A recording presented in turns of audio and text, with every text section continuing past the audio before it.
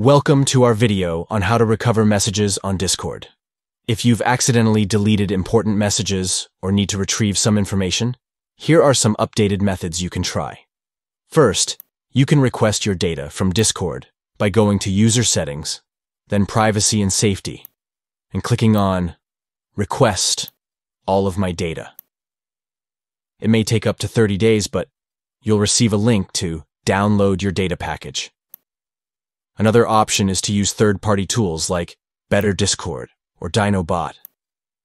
These tools can help you see deleted messages, but please be aware that using Better Discord goes against Discord's terms of service.